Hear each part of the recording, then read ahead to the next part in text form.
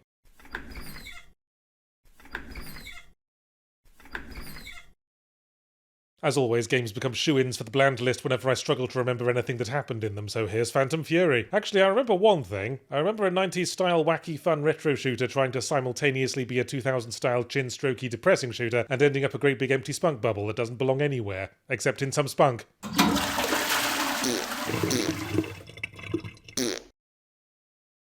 More and more, Nintendo's output has been reflecting a sort of "we're number one, so why try harder" attitude, mainly in Pokemon games, but that vibe's definitely crept into Echoes of Wisdom. Spicing up the Zelda franchise is going to take more than doing the same shit as always, but with the debug tools left on, especially when the design numbers add up like a presidential tax return.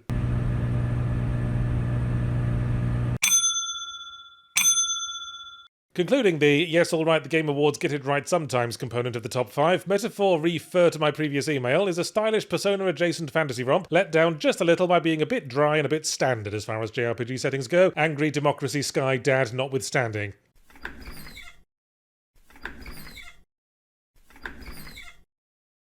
Apparently, Dragon Age Veilguard went through a lot of reworking, even being envisioned as an online live service at some point, hence the trailer looking more like a hero shooter than most hero shooters do. Whatever the case, the final game certainly does give off a strong vibe of being uncomfortable in its own skin, like an uncircumcised penis with claustrophobia.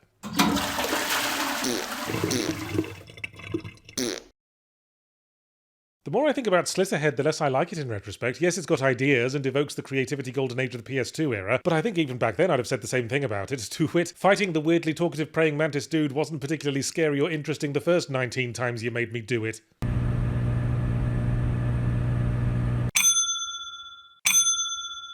There's only one thing I like more than word puzzles, and that's showing off how good I am at word puzzles. But there's one thing I like even more than that, being praised for it by a beautifully realised narrator with a voice like a chocolate beanbag chair. I only wish there'd been more of Cryptmaster, and that the voice actor would rescind his restraining order.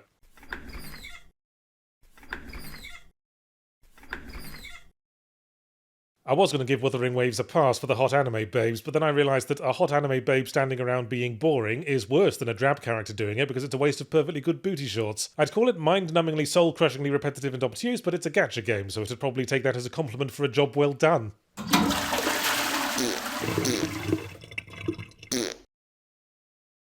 Look, I don't need to explain this one. You know Suicide Squad Kill the Justice League sucks balls, I know it sucks balls, and apparently its creators know better than any of us that it sucks balls, because they're already shutting down support for it. No reason we can't give it one last kick in the bum as it's heading out the door, though. Should have stopped after the first word of your title, Dick Munch.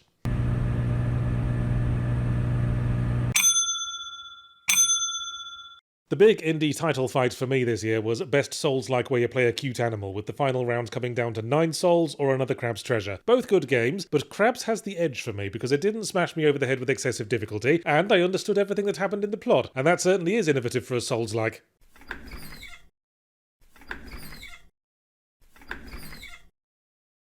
Another big winner from the games I completely forgot I played this year stable, V-Rising really should have asked itself, what is the principal activity performed by our badass vampire protagonist? And when the answer came back not as kicking ass and drinking blood, but wallpapering and menacing random trees and bits of rock, that was the first time they should have gone back to formula.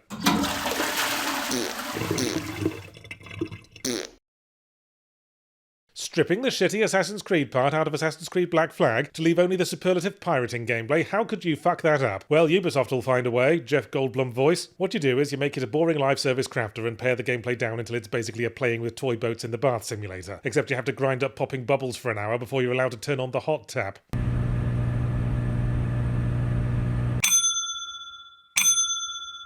This might be a surprise pick, but I realised looking back over my 2024 reviews that Pacific Drive was the game I most wanted to play again. It's a beautifully crafted mix of exploration, mystery, satisfying short-term achievements, interesting long-term ones, exciting car chases and extreme survival broken up with nice meditative car maintenance sessions. It is a dad game, but I'm a dad and it's my list. I officially gave up on representing mainstream tastes around the time I played the following.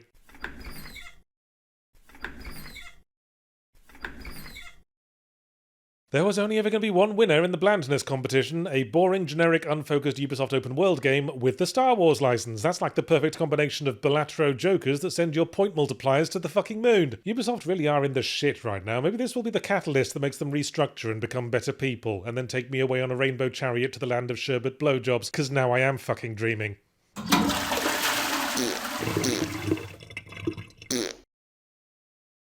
We never seem to fucking learn. You don't put a layer of Vegemite on the bottom of an ice cream sundae, and you don't make multiplayer-focused sequels to establish single-player franchises. That's strike one against South Park Snow Day. It's also flimsy, boring, poorly designed, and way too fucking short. I mean, if you're gonna bugger me senseless with a blunt instrument, at least use something long and sturdy that would make for an interesting conversation with the proctologist.